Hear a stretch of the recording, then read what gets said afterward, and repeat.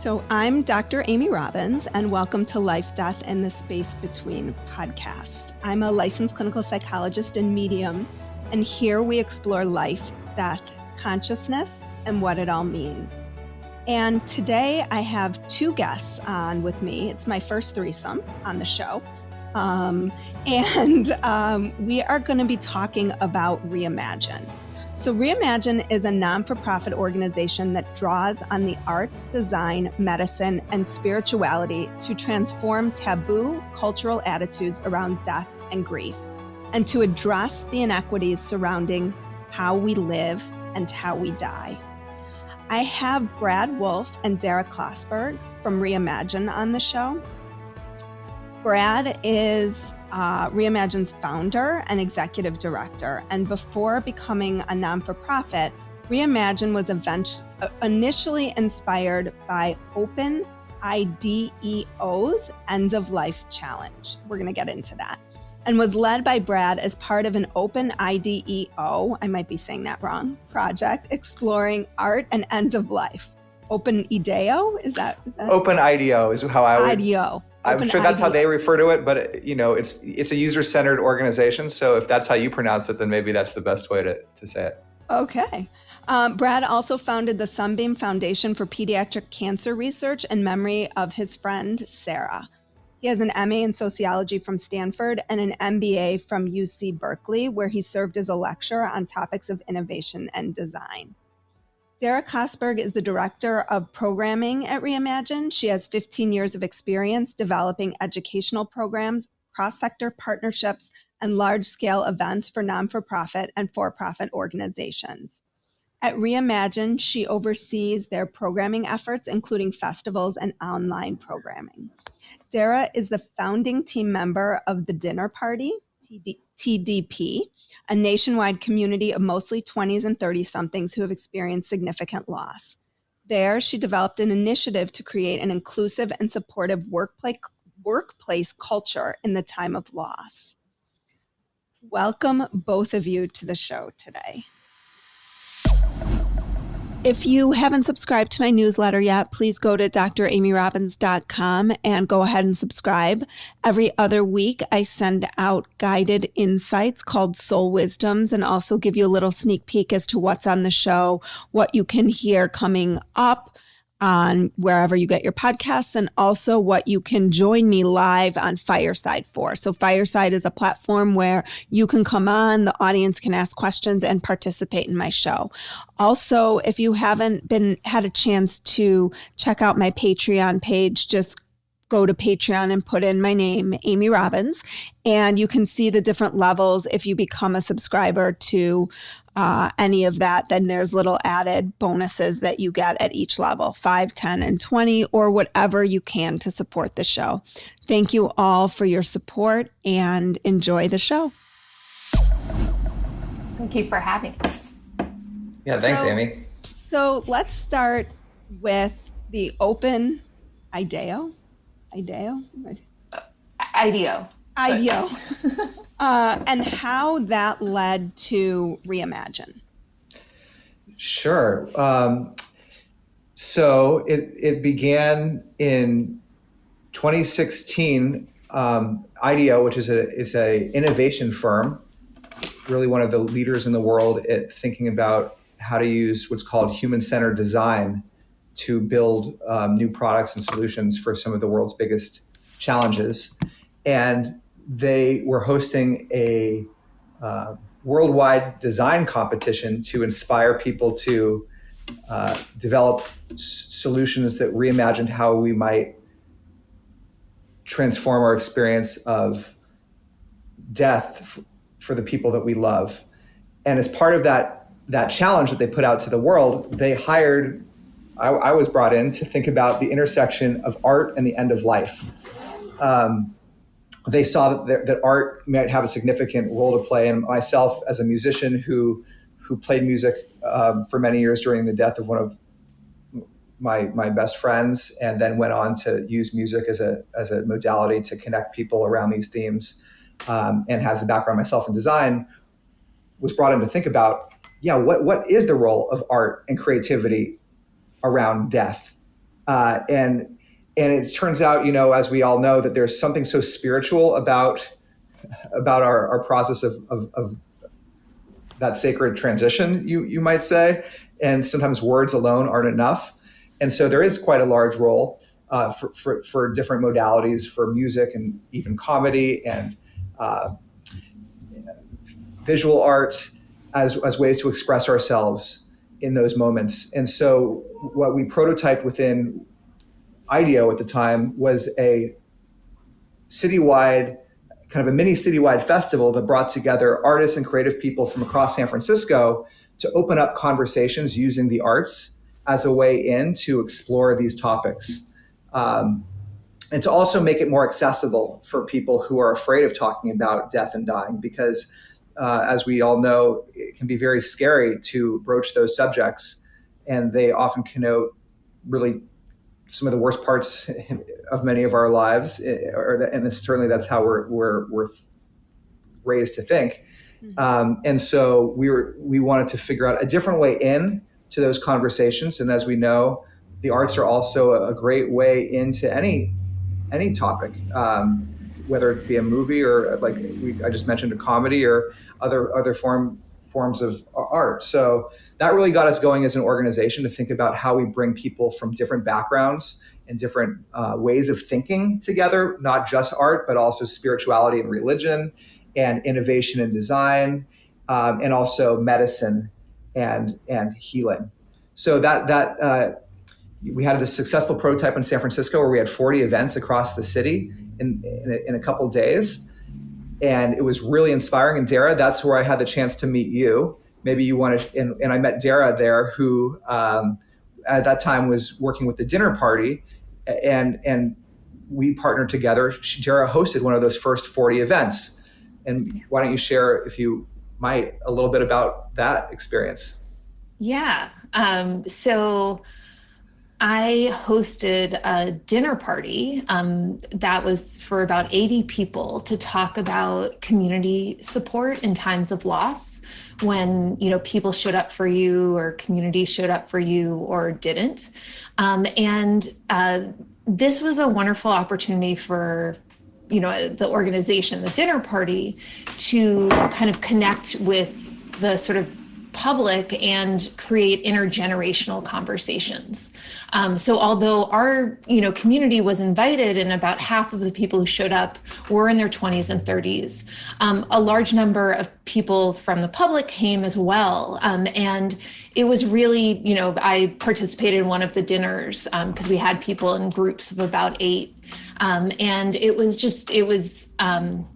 it's very comforting, obviously, to talk to people who are sort of in the same stage of life as you. But then it was another, I really enjoyed the conversation, kind of learning from people who were, significantly older than me, who had, experienced loss as well as a young person, and sort of how they shared their journey. And did you find that there really had not been a space for that? I mean, when there's not a space for something, we create it, right? Yes. Yeah. I mean, I can't say that there were no spaces for that, but that was not something that I had personally experienced or been given an opportunity to participate in. Especially in public settings, I think that's where it's different. And you might think, oh wow, like talking about these subjects, maybe they take place at the graveyards or in funeral homes, or maybe in small hush conversations with your loved ones in sad ways. But it turns out, I think, that we've discovered through Reimagine so far is that talking about these topics that are actually very personal, but potentially with people you don't know, is sometimes easier. And it also makes you realize a lot of the crazy experiences we have, as Dr. Robbins, about. You can call me Amy. I could. But about death and dying and the afterlife, that they feel like, wow, I've gone through something so unique to me that no one would understand this. But what we learn, since we never talk about them or rarely do, that when you talk to people who aren't right in your inner circle, you realize that people of very different backgrounds have had some experiences that might, you can really connect across those experiences and realize that we humans are in many ways quite the same. Well, and death is a universal experience, right? There's really no escaping it. We're all going to do it at some point. We've all probably experienced, if you live long enough, if you have animals, if you have friends, if you have loved ones, usually you experience death at some point because there's no way around it, being human. What have you seen, or tell me how sort of Reimagine kind of emerged out of this? And I'm really curious how you incorporate art and comedy into death and music. And I mean, music makes a little bit more sense to me, but art and comedy in particular. Dara, Dara, by the way, comedian. She actually is a comedian. So no promises I'm going to be funny on this call. I feel like I just need to do that disclaimer. It's too much pressure. So I mean, as my background is actually in visual arts, and when I lost my mom when I was in college, I was actually in art school at the time. And art was my medium, mostly like sculpture and photography, to process the grief that I was going through. Then in recent years, I got into stand-up comedy. And I wasn't thinking that I would be able to kind of merge my Reimagine life and my stand-up life. They felt fairly different. But actually through the festival, and just kind of the more, kind of thinking about what the role of stand-up or comedy in general in society has been, is really kind of raising kind of taboo topics and creating a gateway in to sort of explore hard topics, uncomfortable topics. And so as part of the festival in 2018, I organized a couple comedy shows that were kind of stand-up and storytelling around topics like grief and loss. And what it provided, I think one was that there were people that came to these shows because we partnered with like a large comedy club in San Francisco, the Punchline. And there were people that showed up at that comedy show who were just coming because it was like a Punchline show. And they weren't necessarily like, ooh, I want to talk about grief and loss. And then you had the people, maybe from the Reimagine community who were showing up because of that topic. And what was kind of amazing, I wouldn't describe it as like a standard comedy show in that, like, there definitely were moments where comedians cried. It got very real. But it also kind of just, to me, there was like an opening that was created for people in that room that wouldn't necessarily have shown up at kind of an event that was just like, let's talk about our grief. And I also think that's especially for men, because, in general, men, don't tend to engage as much in mental health kind of, conversation, things like that. And so, just looking at some of our other events compared to the stand-up ones, which was really more of a mix of men and women and wasn't predominantly women. And I think it was in large part because of the topic or the medium in which we were talking about it. So are you telling jokes about death? Yes. Like knock, knock, who's there? Or? No, I would say, there definitely were some funny, which are probably slightly inappropriate things I'm not going to say right now. But for example, like I did, the story that I told was when I found out that my mom was about to die. And I was studying abroad at the time in Australia, and it was although my mom had cancer, it had come back, and we didn't know, and so it was very, I basically got home 5 hours before she died. She was already in a coma, and absolutely one of the more traumatic experiences, if not probably the most, in my life, and something honestly. Not that I never thought about it, but it was something that if it did come up, it was sort of like and let me move on. Because it's like, it was, really painful. And then when I started, kind of thinking about what was I going to share, and I started thinking about that experience, but really kind of from a more comedic lens.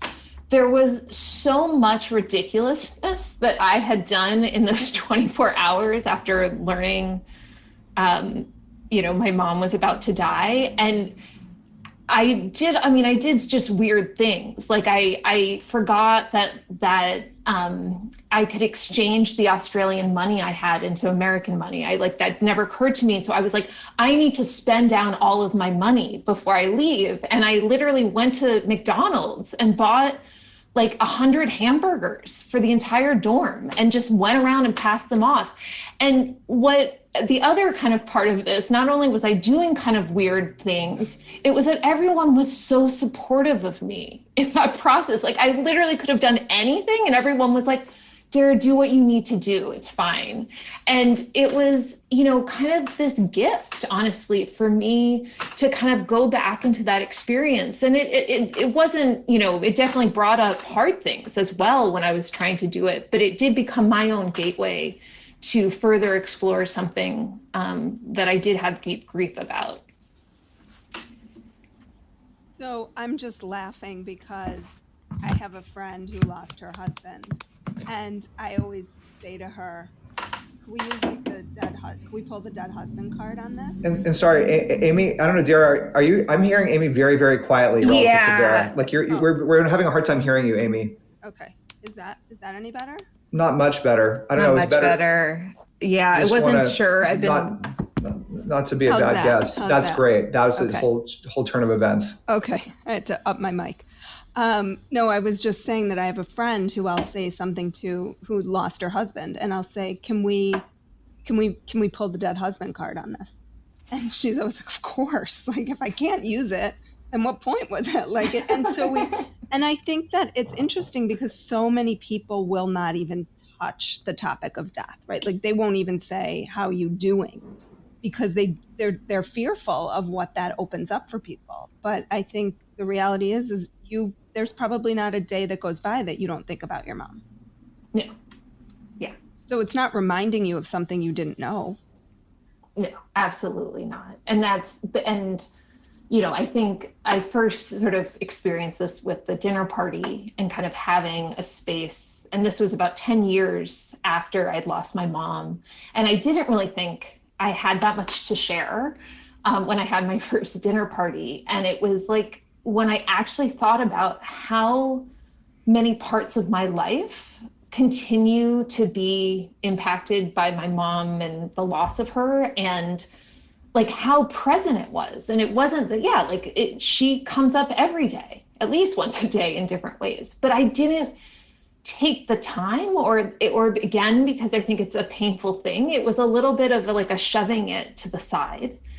And what I found, kind of through talking about it was this sort of freedom that I hadn't felt. It was like actually taking up a lot more kind of space in not a good way, because I wasn't actually processing or acknowledging it. And, I think it's the same thing with the comedy. It's it's kind of given me a tool to kind of think about it in different ways. And with that, I do think I'm almost more present in life in a beautiful way. Well, and Brad, isn't that sort of the point of Reimagine? No. Part of it? Oh, not at all. No, I'm just kidding. I don't know. I think it's just because you're. I thought we had a conversation about this a couple times. No, I'm sorry. I apologize for making any jokes. It's just Dara was talking about comedy for so long that I just. I like it. it. No, that's exactly. I mean, yeah, you nailed the point of Reimagine. I mean, and Dara's story is really indicative. I find myself honestly, just in sincerity right now, reflecting on my own experiences, Dara, with death as you're talking, and realizing, I haven't really looked to find the humor in those experiences per se. And I wonder, Amy, about your friend. Did how you talking about pulling the dead husband card? I guess I assume that she created a gateway for you to be able to make those jokes. It wasn't the first time you made it. I would assume you weren't I'm going to try this one out on my friend. No, no. I mean, obviously. Right, but it's just kind of interesting because I do think that sometimes we don't make jokes about these things because or because we're afraid again that and in some cases it might be true. You might offend somebody, right? If you evoke their loved one. I'm thinking about what came up for me is my friend Sarah that died as I dated women subsequently because I was very close to Sarah in my early 20s. That they're still threatened by my relationship to Sarah, who's like no longer alive. And I'm like, I know I find it like almost offensive. It's like, I don't know why. It bothers me that people are like, oh, you won't be able to be close to me because you still like love this person. And I'm like, well, she's not even here. So she's it's kind dead. of like, well, she might be here. Well, she's right. She's dead. And it's just, I don't know, it just made me think about this and how that actually, I get upset when people bring it up in that way. It's like, and I wonder if someone made a joke about it, if I would have been, I might be upset too. But I think what happens going to the comedy show, when you see comedians who are leaning into that, or people who are expressing themselves in a way maybe that you hadn't considered expressing yourself, it does make you see all of a sudden, man, maybe there's more sides to this than I've considered. And I think that's the point. And I mean, sometimes we talk about that grief is more like it's like a Jackson Pollock painting. I mean, it's not just one singular hue of an emotion. It has all the pain and the sorrow, but it also has the laughter and can bring up memories of the joy. And there's just so many parts to it. It's such a unique emotion in that way that it does connect you in these really incredible ways because it makes you feel so much. And in our culture where we're so much like, how is your day? It's like, oh, great. Or that we don't really have opportunities to lean into all of these parts, and grief in itself is so encapsulating of all of them that it's like that perfect emotion to make you feel like the most expansive. Yeah. Right, because I think what puts us up against, like what really helps us face our life is death. And Dara, to your point, like the ridiculousness of it all sometimes is, and that, yes, Brad, this is one of my very dear friends, and I can talk to her about anything, so I could say that to her and I know she's okay with it. I mean, I wouldn't say that to a stranger on the street, but I do think that humor can diffuse the intensity of these situations in so many ways, because it is ridiculous to be, it seems ridiculous. And sadly, it seems like it's happening more and more to be in your 40s and be without your spouse, a widower. It's so funny to your point. It's like humor can refuse the ridiculousness of some, or is that what you just said? Humor diffuse. Right. Sorry, diffuse. And also humor has this diffusing property, and then death itself has this other kind of diffusing property about how we think about our life, right? Like, so both of these things have these properties that kind of shift you into a new relationship with yourself. I don't know. I'm just seeing that in this conversation. Yeah, I mean, I totally agree. So let me shift this a little bit, because this year has certainly brought us a ton of grief and loss, right? I mean, it's everywhere. What have you seen at Reimagine in terms of the need for these services? How are you rethinking what you're offering to people? What are people kind of coming, because you guys are really kind of at the forefront of this. I mean, you've got some pretty heavy hitters in terms of who's supporting you and who's, on your board and things along those lines. So what are you seeing, and how are you reimagining what we all need in terms of grief and loss and living in life and all of it? Dara? Sure. Yeah. So, I mean, I literally right before this got off of a program about children who've experienced loss. A Reimagine program. A Reimagine program, yeah. And I think, really one of the most kind of moving parts of all of the programming that we do are seeing the connections that happen between people, even just in the chat or in the breakout rooms, and how people, some of it is COVID related, but obviously, people are experiencing loss all the time and it's like people are grieving all of the time. And there is this power of just hearing like, yes, me too, that I like, it's like the widow who has, hearing somebody else who is going through that similar experience. And I think that there is, we had been doing in-person festivals that were just like week-long, 10-day-long festivals, but then there wasn't really kind of extended programs beyond that. So there was this sort of like intense connection that was happening during these festivals. And then during the pandemic, we, shifted to all online programming. And so then now there's kind of this, cadence of ongoing programming that people are coming back, and there is a community that is building. And so I guess what I'll say is that, more and more people are coming and wanting to engage with this. And I think that, people, especially with COVID and, I think there is an openness of talking about these topics that wasn't necessarily there before. But I think ultimately, like, people are looking for community and looking for connection, and that, this kind of isolation that so many people experienced this year, just even being in quarantine or away from their families, or it's like, I think that the solace of having a place where they can go and hear other people's stories, that's like ultimately, I think, what a lot of people are looking for. But I'll have Brad talk to kind of some of the new things that we're working on to kind of support. I just want to say real quick, I love that you call it a festival. It sounds so much more fun than a conference or workshop. Well, like a death festival.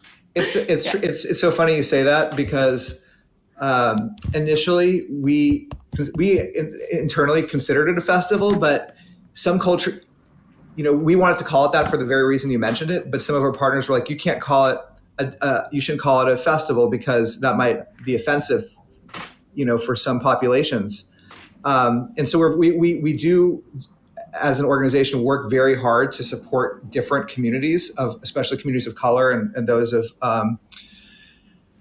with different sexual orientations, all of whom have varied experiences as groups related to how they live and also how they die. So we want to be very respectful of those things, but we decided not to initially call it a festival because we're like, okay. But then all the people who wrote about Reimagine were like, I just went to this amazing festival. So we're like, oh, cool. So then we started taking the clips from the articles and like putting them in our content. So then, by the a year or two later, we can just use the word festival without any. Well, and so many other cultures really do celebrate death. In fact, I was in this museum in Los Angeles talking about the ancient Greeks. Festivals on death go back BC. Right. And so it's really more in modern times, actually, where death itself has been something that has been siloed from our everyday lives through the medicalization of our culture and the way in which aging and especially death itself happens behind the white walls of a hospital. It's something that you don't see, you're not present with. So it's become more hushed than it ever was before. And so our hope is to bring it back into community, back as a part of life, and not just death itself, but the rituals and the sense of connection that is often around these parts of life that we've also lost touch with, that extend not just at that end moment of life, but could extend all the way through life. So life itself is maybe a more sacred, meaningful endeavor.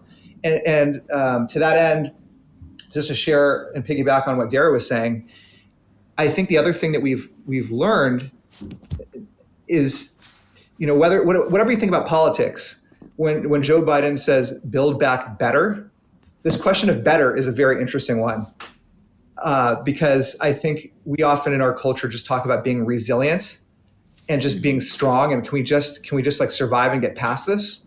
But what would it look like if, as we think about the pandemic and the grief on a macro scale, but even on a individual level, what would better mean to you? Like, could things actually be better after going through something? Are there parts of life that could become heightened in a beautiful way if we let these topics in. And so there's this concept called post-traumatic growth, which is becoming maybe more relevant. And there's a phenomenon that some people, in fact, do indeed report after a trauma in their life. Oh, I have more meaningful relationships. I have a deeper sense of purpose. I have a deeper appreciation for life and the people in it. I feel stronger. And what we're working on now is helping people through that deepening, and finding ways that intentionally where we can actually put people in community, and in terms of this type of sharing that we're helping people with, and the kind of creativity that we're inspiring among not just the presenters, but people who show up. Those elements, it turns out, even from a research back perspective, and we're starting to do our own research on this, are starting to prove out that there's modalities and ways to actually induce this phenomenon of post-traumatic growth. Or it's also called benefit finding. Like, what are the benefits of this really hard thing? It's a positive psychological framework. And we're really leaning into that to help people go deeper with one another in community, to build a community that wants to really flourish and face these hard things together, and find, like, let's do this, and like, let's turn all these horrible parts of, let's not turn away from them, but let's interact with them, let's dance with them. And through that dance, can we as individuals and as a culture not just heal, but transform the way that we relate and interact with one another. Well, and I think it's such a great mission and such a fine line, right? Like, I'm always walking it when I work with people who've experienced grief, because you want to get to the point where you can start to talk about, okay, how are you going to make meaning from this? How are you going to use this to change and move forward, versus getting really stuck in the grief, which happens. I see people sometimes 10 years, 15 years out, and they haven't processed or moved through a significant loss or trauma. And so you get really stuck. And I think your metaphor of dancing, you might not have intended it in this way, but there is something about that movement, that physical movement, that does help people move forward through things. Yeah. Because we are all connected in that way. So I really appreciate that. And I know there's so much research right now happening in the post-traumatic growth area as well. So what do you see, or how are you working? Because there's been a lot this year that's come out too around leveling the playing field in terms of how we die and the inequities in the death space. So can you speak to that just a little bit? Yeah, I can start. So we use the acronym JEDI, which is Justice, Equity, Diversity, and Inclusion, and as our kind of guideposts and really foundation of how we approach all of our work. Reimagine started as a community-driven festival, and in that, it's always been an open invitation for individuals and organizations to participate, because what we're trying to do is democratize this conversation and amplify underrepresented voices. And so, because that's the only way, to get to the systemic changes that need to happen, there needs to be forums and opportunities for people to kind of share, like, what isn't working? What does their community need? Where are the gaps? And really, how is the just fundamental system broken?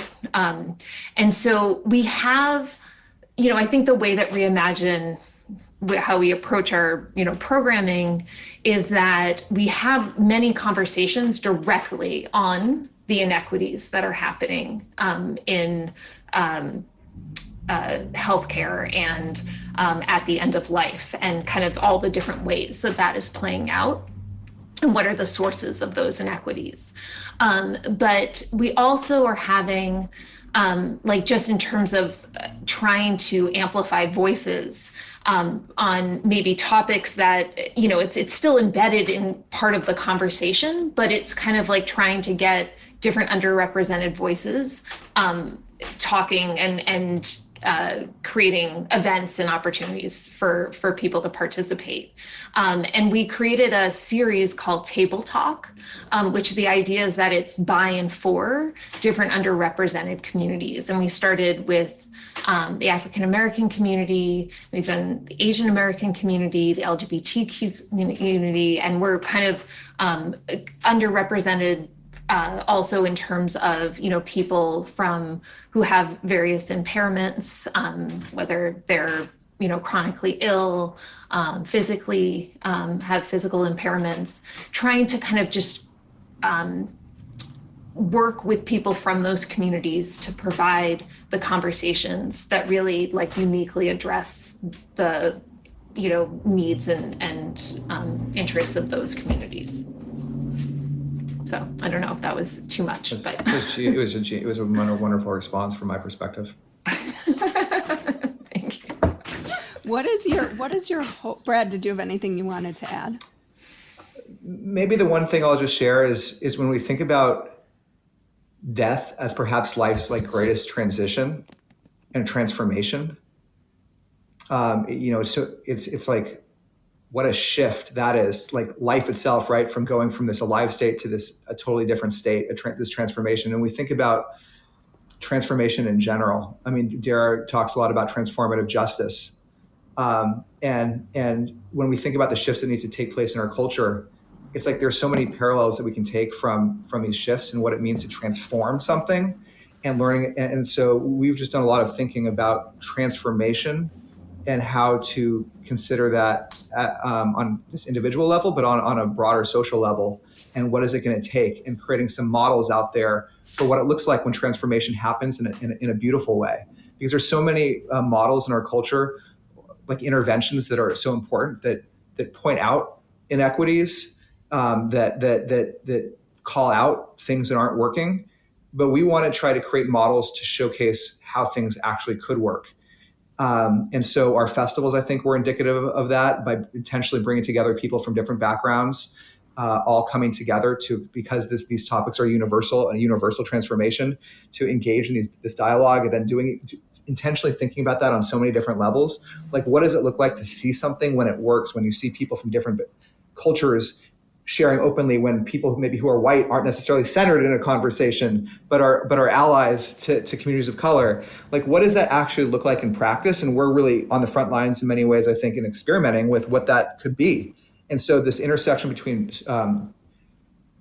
the transformation at our end of life and transformation around social justice, we really see that coming together through this work at Reimagine. Well, I'm really excited for the next Coachella of death and to maybe come. Well, Dara and I are talking right now about a festival in Los Angeles in June of this year that would be mostly digital. Oh, sorry, excuse me. Sorry. Not June. I apologize. I almost had a heart attack. I was like, Dara, you have a lot of work to do. Got 3 days. That's actually, if we shoot for June, maybe we'll be able to actually pull this off by November, when we've actually talked about doing this. But we're working with the city of Los Angeles to host kind of a larger outdoor experience, but then an online experience for the whole country, to come together in a festival-like environment to explore what these themes again as a community in November. So Coachella for you could be coming. Deathchella. If people want to learn more about what you do, and then because we are recording this live on Fireside, I will open it up for questions if anybody has questions for Brad and Dara. But where can people find you if they're curious about what you're doing? I mean, you have tons of amazing programming that people can be a part of all around grief, loss, death, dying, life, living, joking about death. All the things, and you can find all those things at letsreimagine.org. Let's Reimagine. .org is where you can find these programs, and you'll, as Amy's mentioning, most of the programs are free. I mean, I would say 75% of things that are offered are free, and so And there's really something for everyone. If you keep checking our schedule and our calendar, you'll find incredible offerings. And just come check it out, because I think once you experience being in an environment, even if you're just a fly on the wall at first, to kind of get a sense of not just death, but really life in this really unique way, and diversity and joy. It's something that I know in my own life been able to really gain strength from and take with me in all like every day. It's like my life has gotten so much richer just by being around this community. I think I like Deathapalooza. Okay. I see what you're doing now. We'll consult with you, Amy, before the name. See what I'm doing. Yeah. So that people might get freaked out about that after. See, it's after like the pandemic, I don't know if it's going to, no offense in the branding there, but I'm just thinking all the way through it. People might have a visceral reaction. To Deathapalooza? Yeah, that's the one. I think that's, but it's a good idea. It's a good thing to consider. Trying to infuse comedy into it, right? I see. Learning. So I'm just going to open it up. If anybody has any questions, go ahead and raise your hand or request to be on the stage. Give it a minute or two. Anybody want to come up and chat with us?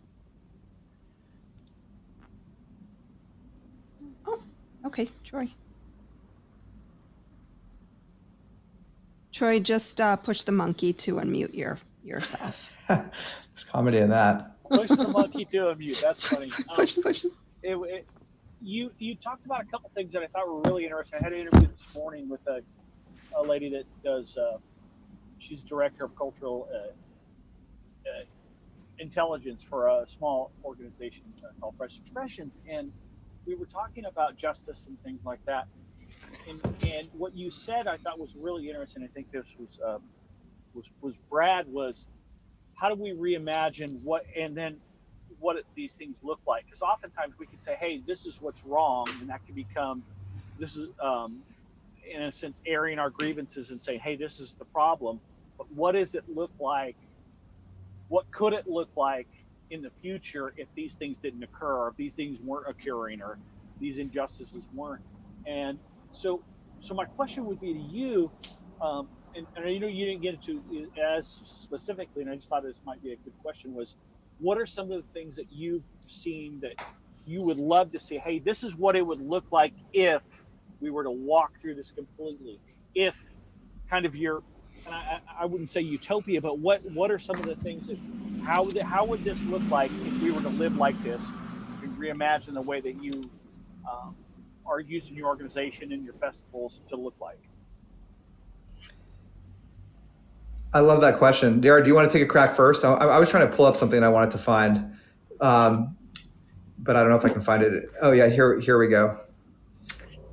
Go ahead, Dara, though. Well, just along kind of the justice line, I think that, kind of my big takeaways, I think, from a lot of the programming is that, and just taking, like, for example, the healthcare system, in that there needs to be more space and time for people to connect with each other and understand them and see them as individuals. And I think that, like, if people took, like, there actually was that space and acknowledgement that just knowing kind of what questions people, you need to ask people to understand, or just to have that, like, open communication would completely change the way that people, kind of go through a system. I mean, there's obviously a lot of, like, systemic changes that, in terms of the structure but I think that one of my big takeaways is that if a vision would be that there was that kind of acknowledgement of the importance of that connection and communication. And I also think, like, on, just in terms of a kind of reimagine topia or utopia, would be that even at moments where it's uncomfortable or scary, it's like if everybody kind of took a little bit more of a step or a leap of faith, like of engaging in these conversations, extending like a hand to help somebody, whether that is along a justice or grieving or, it's like so many people don't do things because they're afraid that they're not going to do them well or they're not going to do enough. And then therefore, they don't do anything. And that could be along a justice line, but just in terms of people's personal relationships when they're, when they don't step up to support somebody who is going through grief and loss. So. That's great, Dara. And I would add that,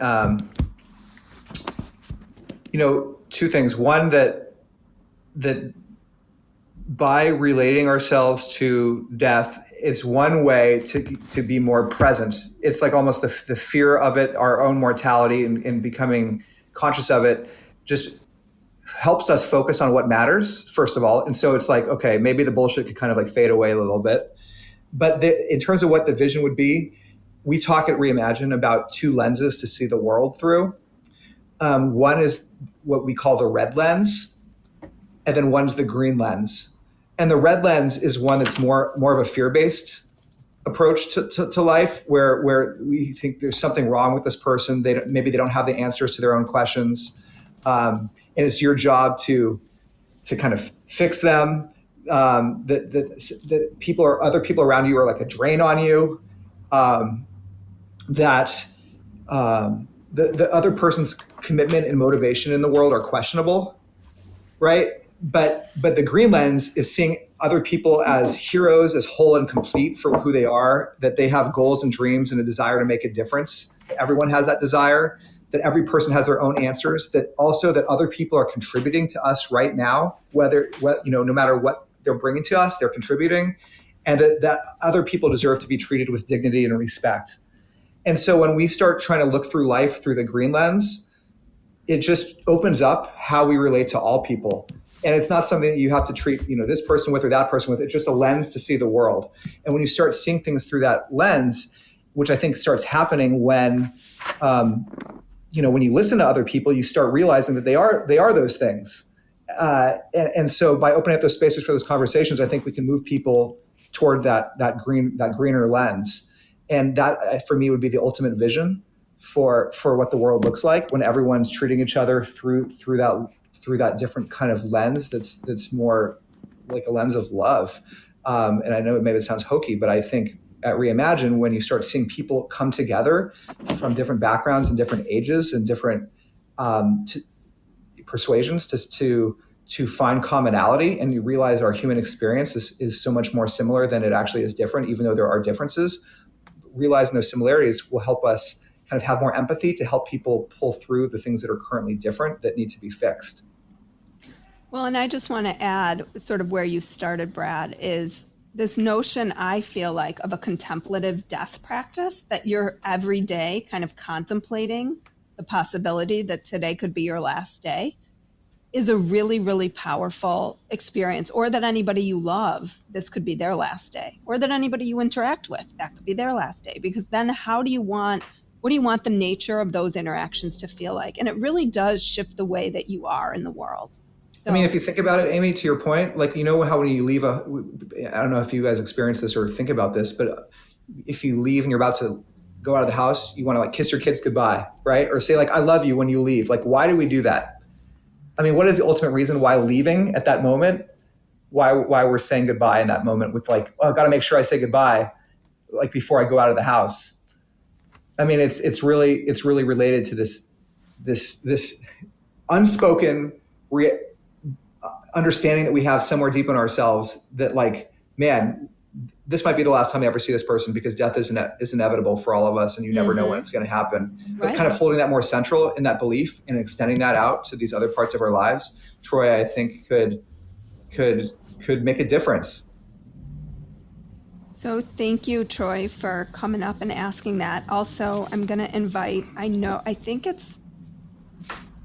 you up, and I know your name is not pronounced Michaela because I heard you on something else, but I don't want to screw up pronunciation. Hello? Right? It's not. It's Michaela. Okay. I knew it wasn't because I heard, I was in a room with you the other night and I was like, I'm going to remember that, but I didn't.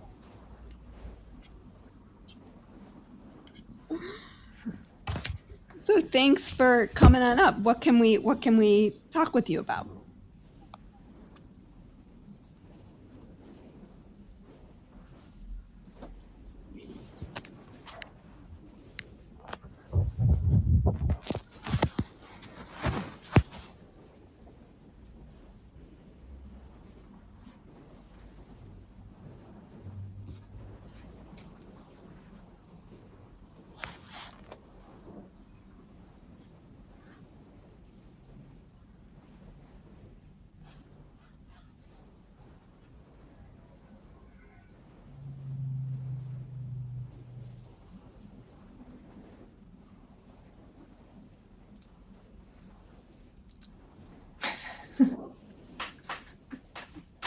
Let's do it, Michaela.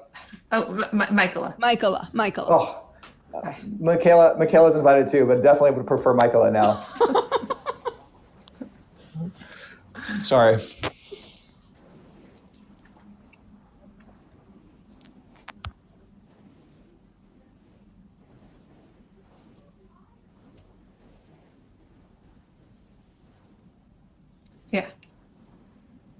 Yeah. No, and I second that.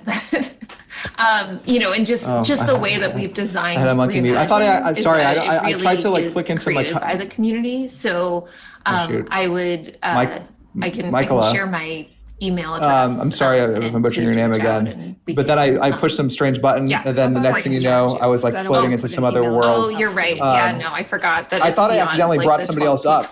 I pushed accept to somebody that they like jumped up on stage. Maybe they're gone now. Yeah. So. Or maybe I accepted her friendship or something. I don't know what's happening. Anyway, this is my first time here. Uh-oh. Okay. All right. All good. Apologies. I'm going to have to figure that part out.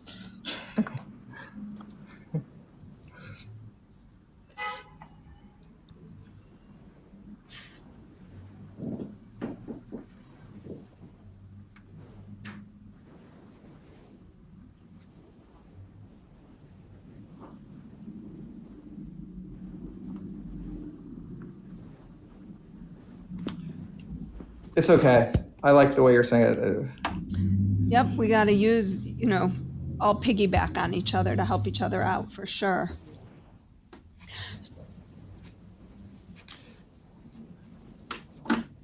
Well, thank you. I'll just say thank you, Amy, for the work you're doing, because I think those of you who are following Amy out there, or things they'd like to tell your friends about Amy, because the work that she's doing is really transformative and is so aligned. I think that's why we've had so much joy speaking with you. It's just there's so much alignment in our work and also in our so much, hearts Brad and about Brad, the work that we're doing and the way that you're opening up these spaces through the conversations you're having. And they're not only meaningful, but they're extremely interesting, which I think is another big part of it, right? It's not just about the heart, it's also about the mind in that kind of intersection. I feel like you're really walking a really beautiful you got it right. Line there. So just a big applause to you, and we look forward to partnering with you and supporting you however we can throughout our journeys together. Let me see. If anybody else wants to get on, I'll give it another minute or two.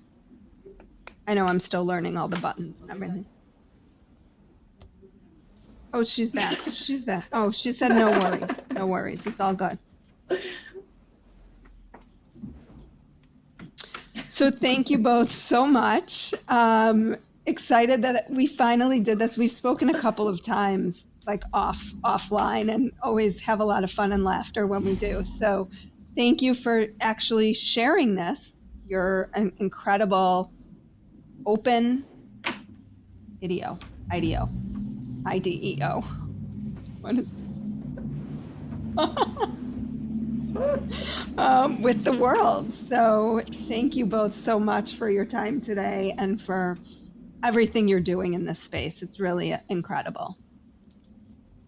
Great. Well, thank you. I would just say thank you, Amy, for the work you're doing, because I think if those of you who are following Amy out there, tell your friends about Amy, because the work that she's doing is really transformative and is so aligned. You know, I think that's why we've had so much joy speaking with you. It's just there's so much alignment in our work and also in our hearts about the work that we're doing and the way that you're opening up these spaces through the conversations you're having. And they're not only meaningful, but they're extremely interesting, which I think is another big part of it, right? It's not just about the heart, it's also about the mind in that kind of intersection. I feel like you're really walking a really beautiful line there. So just a big applause to you, and we look forward to partnering with you and supporting you however we can throughout our journeys together.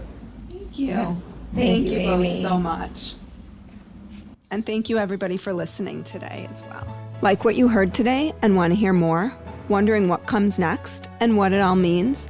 Head over to Apple Podcast, Spotify, Stitcher, Google Play, or anywhere you get your podcasts and hit subscribe. Also, if you could take a minute to rate and review my podcast, I would really appreciate it. Stay tuned as we continue to explore life, death, and the space between.